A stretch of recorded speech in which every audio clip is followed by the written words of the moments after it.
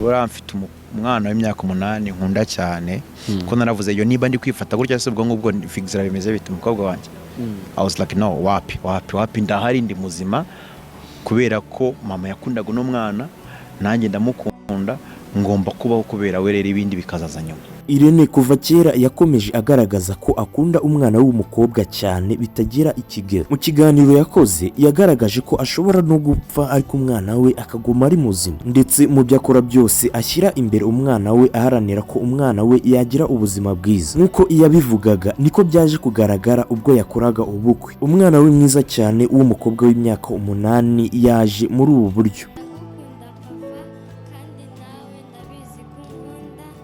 Muri iyi video byagaragaye cyane ko aba bantu babiri bakundana by'ukuri. Ubwo ndavuga papa n'umwana we, kuko nkuko nawe byibona muri iyi video Irene yahise agira amarira mu maso, ariko nyine amarira y'ibyishimo avuga ati murinda habi mutoya wanjye nanjye ndagukunda. Ubwo ni mu mutima we. Ibi bintu byashimishije abantu benshi cyane, nanjye ndimo 100%. Muri iki kiganiro Irene yakoze yagaragaje ko ari byinshi afite byo kwereka umwana we, kuko nkuko bigaragara nyine uyu Irene n'umwana we na mama w'umwana we ntabwo babanaga, ndetse byanafashe igihe kirekire cyane kugira ngo bigaragare ko Irene afite umwana, kuko mu biganiro byinshi Irene yari yaragiye akora ndetse no kuri social media ziwe ntabwo yari yarigeze agaragazaho uyu mwana we inshuro nyinshi. Keretse nyine muri iki kiganiro nibwo byagaragaye ko afite umwana. Nyamaze abantu benshi bagiye batangaza ati Irene afite umwana, ariko abandi nibabyizera. Muri ubu bukwe bwa Irene muri Ndahabi bwabaye ku itariki 15 z'ukwezi kwa 8 2026, ababupostinze benshi batandukanye bavuze ati dore ubukwe bwa mbere mu Rwanda. Abandi bagiye batwereka uturori, none undi agaragaje ikirori.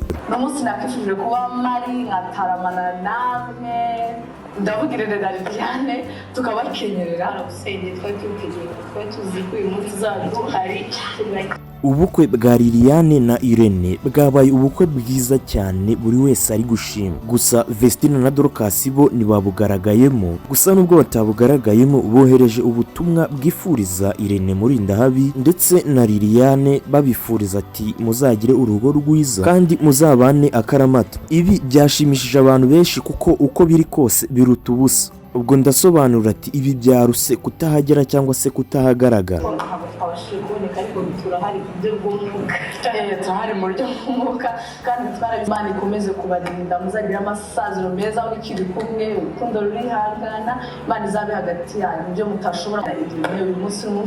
Bavuze ati nubwo tudahari mu buryo bw'umubiri ariko mu buryo bw'umwuka turahari. Muri ubu bukwe bwa Irene hagaragayemo abastari benshi cyane, binavugwa ko ari bwo bukwe bwa mbere bwagaragayemo abastari benshi cyane bubaye mu Rwanda. Ndetse ikindi cyongeraho muri ubu bukwe bwa Irene hagaragayemo icyitwa ibiryo byinshi cyane, aho icyitwa imirire muri ubu bukwe bwa Irene bari bakiteguye ku buryo burambuye maze bagitindaho ndetse banagikora neza. Ndetse muri ubu bukwe bwa Irene hanagaragayemo abayobozi bakomeye cyane. Uwo tutasoza tuvuzeho ku buryo bwihariye ni umuhanzi Bruce Melody. Uyu muhanzi we byagaragaye ko akunda uyu munyamakuru muri Ndahabi Irene, aho yamuririmbiye cyane ndetse mu buryo bwiza. Ngira ngo murabizi ko nyine ku kuririmba yihariye, aririmba neza cyane, ndetse akajya anasohoka hanze agakora utuvideo twihariye dusa nk'utwishimiye ubu bukwe bwa Irene. Mbese yigaragaje neza cyane. Undi nawe uri kuvugwaho cyane muri ubu bukwe ni bogar, aho yagaragaye ari kurya nk'uri gata igisahani, bigaragara ko atari wakitwaje ahubwo yazanye abasore bangahe bakamufasha kugitwara. Nyuma y'iminota mikeya cyane akahita cyegeka mu nda. Ndabashimiye cyane ababanya natwe muri iyi video. Ni video yagarukaga ku tuntu twiza twagaragaye muri ubukwe bwa Irene. Nge wabagezaga iyi video nitwa Olivier, Imana ibarinde.